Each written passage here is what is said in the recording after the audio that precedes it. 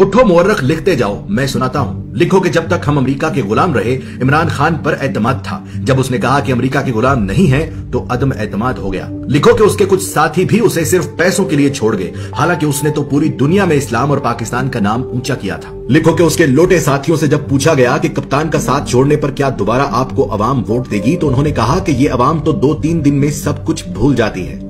लिखो कि तारीख में पहली मर्तबा अदम एतमाद आया, और वो भी उस वजीर आजम पर जिस पर कोई करप्शन का इल्जाम तक नहीं था। लिखो कि जावेद लतीफ नामी नून लीगी रहनुमा ने सरेआम टीवी चैनल पर कहा कि हाँ, हमने पैसे देकर MNAs खरीदे हैं, और ये सुनकर भी इलेक्शन कमीशन नामी मुकद्दस गाय सोई रही। लिखो कि जहां एक निकाह मनसूख करने के लिए भी जज वजह पूछता है, वहां 22 करोड़ आबादी के मुल्क के वजीर आजम को हटाने की वजह न किसी जज ने पूछी, न किसी इलेक्शन कमीशन ने। लिखो कि जहां रिश्वत गुनाह कबीरा में आती है, वहां पैसे और ओहदों के लिए MNAs ने डायरेक्ट गोलियां लगवाई। लिखो कि जब इमरान खान ने पाकिस्तान को आजाद करना चाहा तो उसे झुकाने के लिए सारे सियासतदान मिल गए। लिखो कि इलेक्शन कमीशन ने हमेशा इमरान खान की हुकूमत के खिलाफ फैसले किए, लेकिन वो फिर भी मुकद्दस ही रही। उसने अमीन अली गंडापुर के भाई को सिर्फ अपने हल्के में जाने पर नाअहल कर दिया, लेकिन MNAs को खरीदने पर बिल्कुल सोई रही। लिखो कि ईमान की इस खरीदो फरोख्त ने फिर से उस अमरीकी को सही साबित कर दिया जिसने कहा था कि पाकिस्तानी पैसे के लिए अपनी मां तक बेच देते हैं। लिखो कि जब बगैर किसी कसूर के असेंबली में तमाशा लगाया गया तो अज़खुद नोटिस लेने वाले भी तमाशाई बने। लिखो कि पेट से सोचने वालों ने अमेरिका और मगरबी ममालिक के गुलाम सियासतदानों का साथ दिया। लिखो कि वो मर्दे मुजाहिद ये जानते हुए भी हक पर खड़ा रहा कि पैसे में बड़ी ताकत होती है। लिखो कि इस्लाम का नाम लेकर सियासत करने वालों ने उस शख्स की मुखालफत की